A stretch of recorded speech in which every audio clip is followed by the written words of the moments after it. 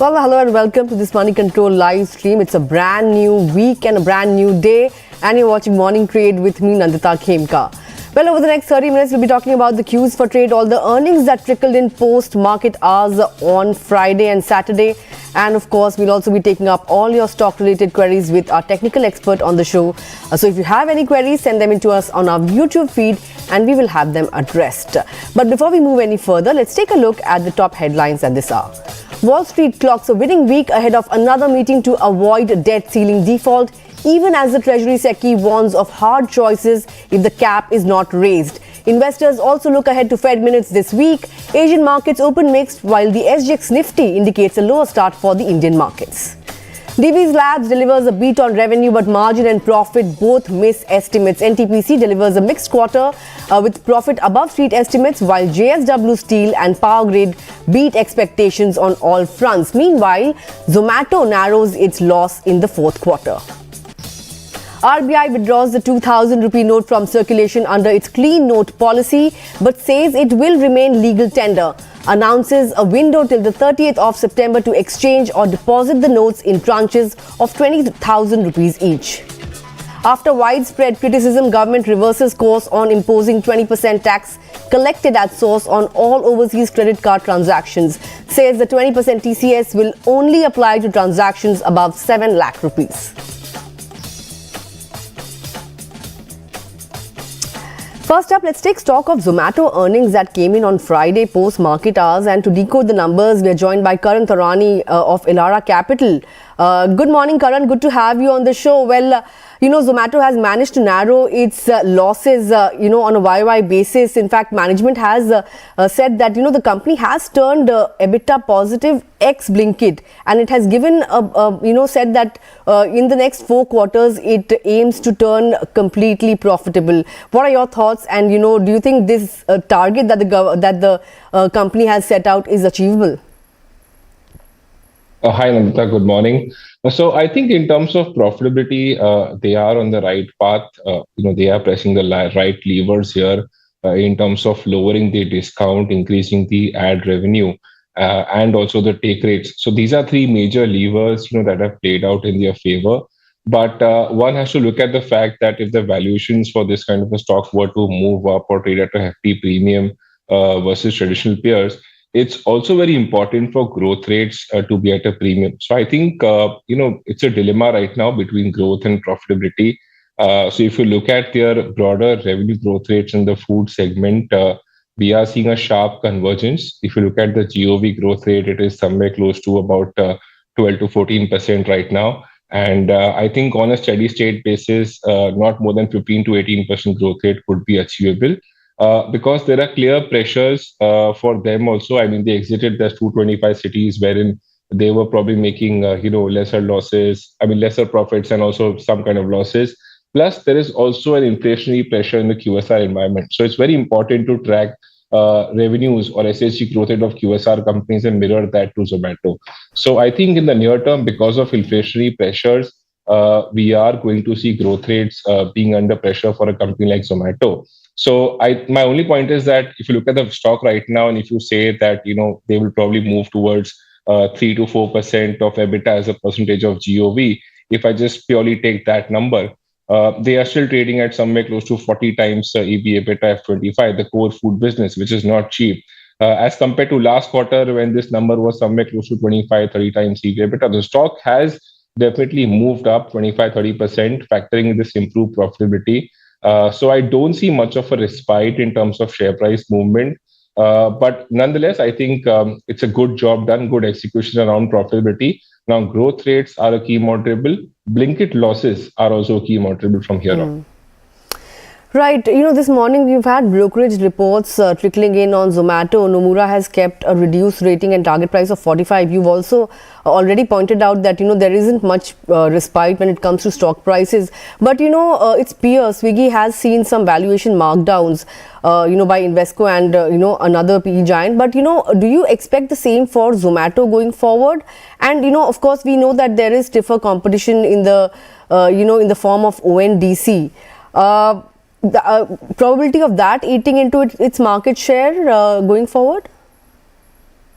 So firstly, I think valuation for most of these new age companies have come down over the last 12 to 18 months, and that's primarily because of what is happening in terms of the US market and also the uncertainty of growth rates in a country like India, wherein you can actually foresee a healthy, profitable growth, right? That still remains to be a question mark. I mean, they've come to that 1% of EBITDA as a GOV, but they're still far away from the guidance of 4 to 5%. And incrementally, what are the levers that they can press upon? They can't improve delivery charges because that is linked to AOV. AOVs are flat. uh, Take rates, if you see, again, there's a question mark because too much disruption is happening over there. You have got ONDC, direct ordering platforms coming in. So we are clearly of the view that something like an ONDC is not disruptive in the form of Zomato reducing take rates, but it could potentially keep take rates under check for a company like Zomato. Because today, if you see these other restaurants or QSRs, they have an option to go an ONDC. They can give discounting over there rather than increasing take rates, for Zomato. But ONDC, I don't see it being a threat because the way Zomato operates at a very respectable scale, they do close to 600 million plus orders in terms of the food segment. ONDC is not even doing 10 million orders that were on an annualized basis, even if you talk about the daily run rate that we have seen. And whatever we've seen in terms of ONDC in the last, a month or so has primarily been because of discounting. So a lot of discounting went on ONDC platform, wherein delivery charges were actually borne, either by the buyer app or ONDC platform, right? So I think because of these two, three reasons, we've seen a sharp surge, right? But the bigger thing here to watch out in terms of ONDC is the user experience, how that evolves over time. So I think from a customer experience standpoint, from a customer benefiting, in terms of lower delivery charges, it's almost half as compared to what ONDC delivery charges would be. That way, I think Zomato still remains to be a better bet here for the customer and for the restaurants. But I think there are certain cases wherein the order values are phenomenally high, right? So average order value is about 400 rupees an order in terms of the food segment. If you look at some of these standalone restaurants, if you look at some of these organized QSR chains, they have an order value of somewhere close to 500, 700 plus, even 1,000 rupees for some of them selectively. So when the order value is high, in fact, we believe that there could be some sort of change or disruption over there because of ONDC, wherein these restaurants or chains can arguably say, or tell Zomato rather to reduce the take rates. Because if you look at the per order cost, I think 60 rupees is a delivery cost that you pay, and if you include the discounting and everything put together, it's about 70 to 80 bucks. So getting that 25% take rate on a large order value is something the restaurants will eventually argue with the Zomato, and that's why I believe that somewhere or in other way, take rates will kind of be under control. Right, my last question to you is, so would you have a buy rating on the stock and any changes to target prices post the earnings? So I think we maintain that guidance of 3% EBITDA as a percentage of GOV, clearly because their guidance is 4 to 5%, but that is the adjusted EBITDA as a percentage of GOV. And if you include the ESOP costs, which could be somewhere in the range of 700 to 800 crores on an annualized basis, we'll somewhere get closer to that number of 3%. Now, if you look at this, as I told you, they're trading at valuations of 40 times CV EBITDA. And I think in terms of potential upside, there would be nothing. So I think the stock would be in this similar range of 60, 65 rupees, unless we get some clarity that there is a big, increase in terms of take rates, because that is the only lever that they have for now. I think discounting has come down sharply. I'm sure that there is more potential for discounting to come down, but eventually that will impact your growth rates. Right? So if you want the steady state growth rate of 15%, 20% on GOV, and maybe 20, 25% on your food revenue, I think, you have to actually choose between that, revenue growth rate and profitability. So I think in terms of the broader price, it will be in the range of 65 rupees. Right, in the range of 60 to 65 rupees. That's the target on the stock. With that, Karan, thanks a lot for taking out time and putting things into perspective for us this morning. Let's also get on board our technical expert for today, Rajesh Palviya of Axis Securities, is joining in this morning. Good morning, Rajesh. We managed to stage quite a good comeback on Friday afternoon and snapped out of a 3-day, losing streak. This morning as well, SGX Nifty is hinting at a very muted but negative start for the Indian markets. What are the kind of support levels you'll be watching out for on the index for today? Good morning, Nandita. In the previous session, we have seen, yes, smart recovery from the lower level, and both the indices have witnessed the short covering action. Looking at the data setup, still the call writers for 18,300 strike, 18,250, 18,200 strike are still intact. We have to see in the today's session how this market opens, and if we able to sustain about 18,200 mark, then possibly some short covering action we can see in 18,200 call writer zone because the major call concentration is at 18,200 strike. But in the previous session, we have witnessed that, put writers were again, come back at 18,100, 18,000 strike. So which clearly shows that, for this monthly expiry, we are going to have a range bound kind of behavior for Nifty. 18,000 to 18,350 could be the possible range in the near term. And once we able to give breakout or breakdown of this range, then we will have a fresh direction for the market from here onward.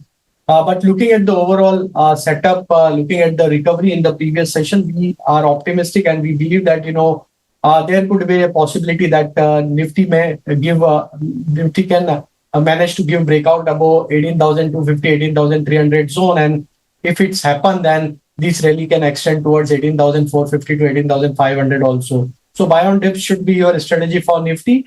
And for Bank Nifty, again, we have taken support at around 43,500, which was very important support area based on the put concentration for this monthly series. And market has respected those level. And again, we have seen that, strong recovery from those level.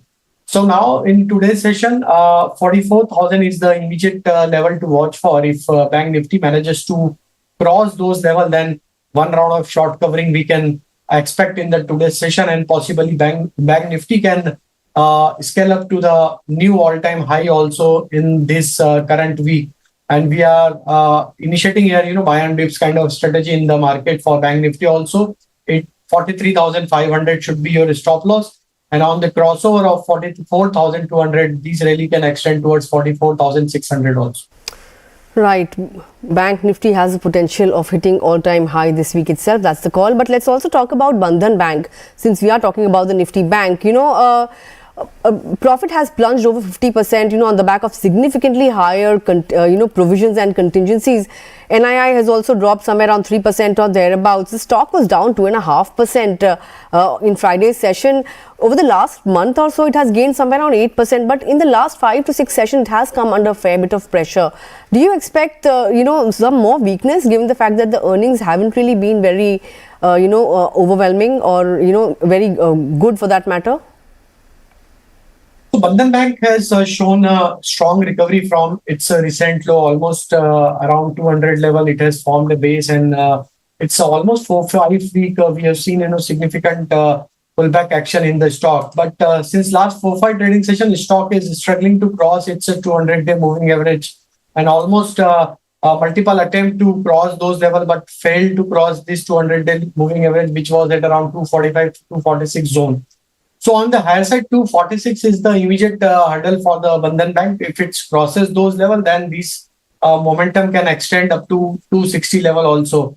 But since last in the previous session, we have seen some profit taking was there, and the stock is now approaching to its immediate support area of 235. If it breaks below 235, some more profit taking we can expect, and the stock towards 230, 225 zone. But overall, looking at the setup, we believe that, on the lower side, around 225, stock will again, find support at buying action, and it may show again, pullback action from those levels. Right. Another nifty earnings that came out on Saturday was Divi's Labs. Now, it has been a fairly mixed set of numbers for Divi's Labs, but we have an upgrade coming in on the stock from Jefferies. It has upgraded the stock to buy from underperform, and target price has been raised to 3,610 rupees vis-a-vis 2,550 earlier. It believes that the company should be back to achieving mid to high teen revenue growth from the second quarter of FY24. If you look at the stock, it has been in in an underperforming zone. It has in fact lost somewhere around 6 to 7% in a matter of 5 days. Every other day, it is the top loser on the Nifty. Would you advise investors to look at other pharma stocks post earnings, or you think it's a good time to accumulate Divi's Labs? Yeah, definitely, Nandita. So, Divi's Lab is still underperformer, and we have witnessed, most of the pharma stock have recovered quite well from their recent low. But Divi's Lab is still not able to contribute to this upward momentum of this pharma space. Looking at the near-term, short-term setup, the stock is still struggling to cross its 200-day moving average, which was at around 3360, 3370 zone. So until these levels are not taken out on the higher side, stock may remain under pressure. Whatever pullbacks we are getting will meet to the supply pressure on the higher side.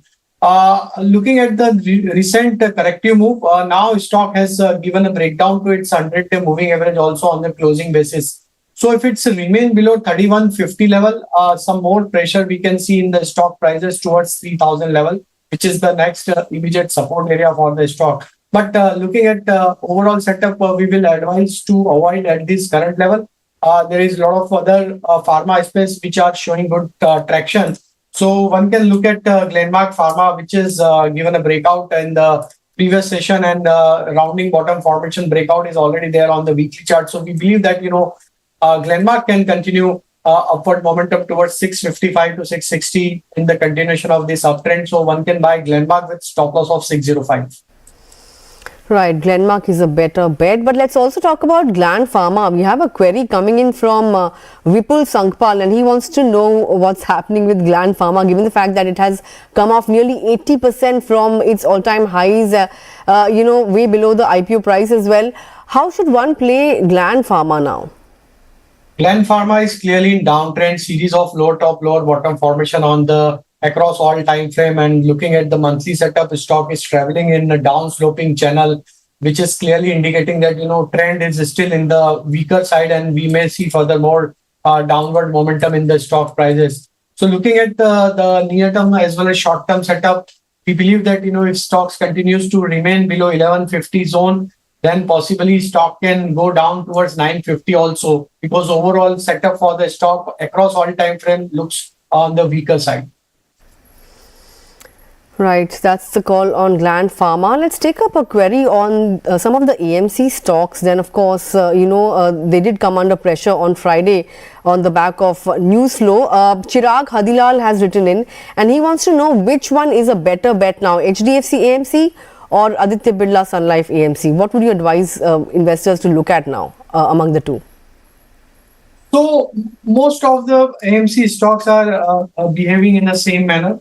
Even if we look at the HDFC AMC, still stock is struggling to cross its major resistance zone, which is at around 1950 2000 zone. So until stock not able to cross those levels, it may remain under pressure only. Aditya Birla AMC has shown the same kind of behavior again on the Aditya Birla AMC. The major resistance is at around 375 zone. So until these two stocks not able to cross these levels, they may remain under pressure only, and some more profit taking on the higher side we can expect in these two stocks. So still trend is weak, low top, lower bottom formation on the daily, weekly time frame. So clearly indicating that whatever pullbacks we will see in these both the stocks will meet to the supply on the higher side.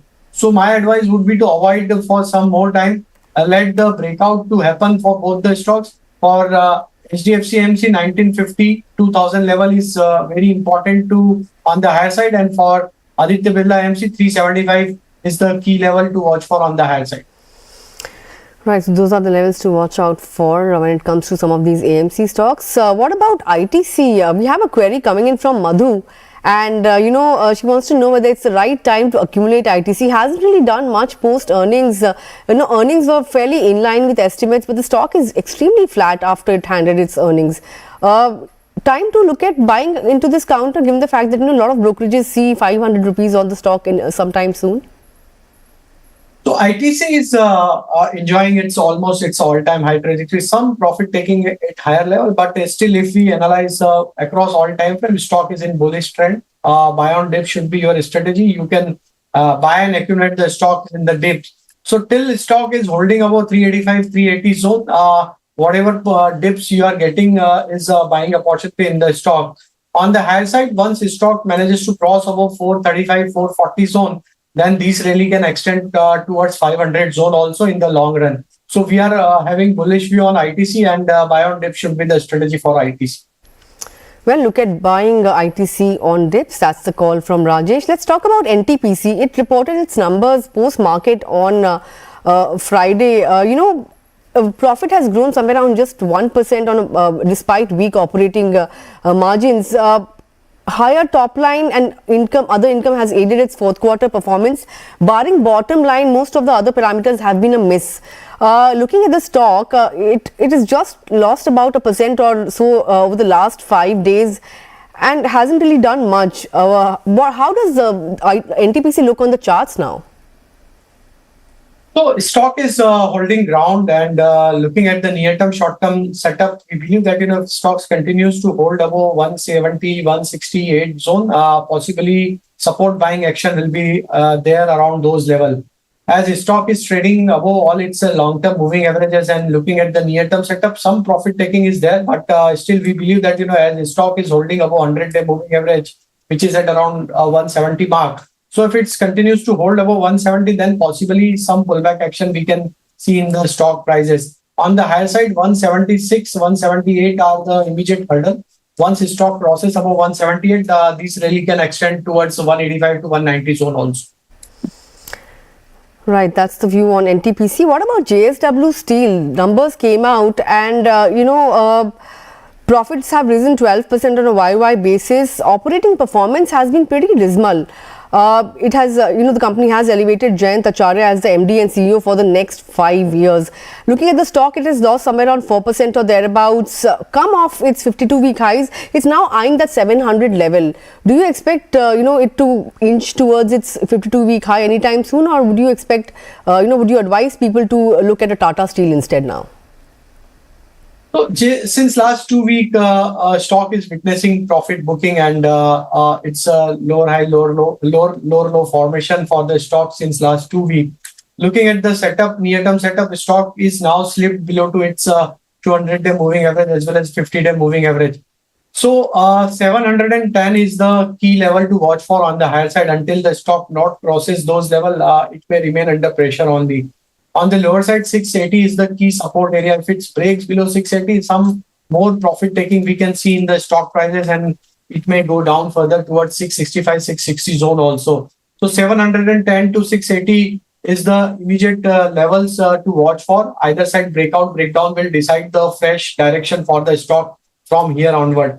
If you analyze the Tata Steel setup, stock is also behaving in the same manner. This is the second consecutive week where stock is forming lower low formation on the weekly chart. And looking at the Tata Steel setup also, we believe that this profit taking can continue further in the stock prices, and 100, 101 is the immediate support area for the stock. So both stocks are looking on the same kind of chart structure on the near term. So we believe that both stocks can witness some more profit taking from the current level. Right. I also want to get in your thoughts on some of these logistics stocks. VRL Logistics, we have a query coming in from Debu K on that. He wants to know whether it's time to, look at this counter or not. And of course, from the new age basket Delhivery, it reported, wider than expected losses in the fourth quarter. On a YTD basis, the stock has done pretty well. But over the last 5 to 6 sessions, I think it did come under a fair bit of pressure. So how should one go about looking at some of these logistics stocks now? So VRL Logistics is looking bullish, and looking at the near-term, short-term setup, we believe that this stock can scale up further higher from the current level. And we looking at the short-term chart, we expect this rally can extend towards 700, 710 also.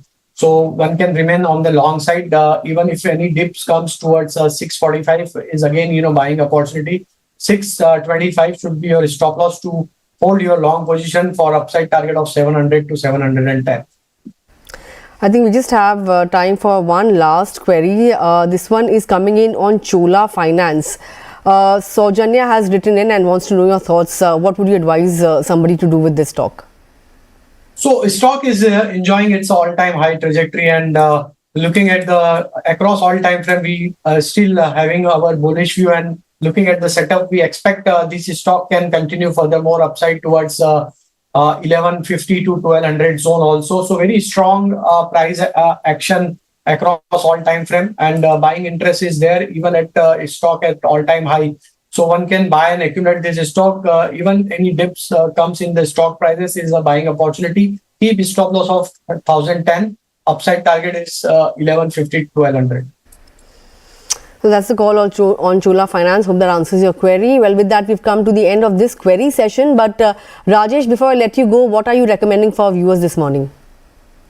So from banking space, we like IndusInd Bank, a very strong buying action in previous week. And looking at the setup, we believe that IndusInd Bank can scale up further higher towards 1280 to 1300 mark. One can buy with stop loss of 1210.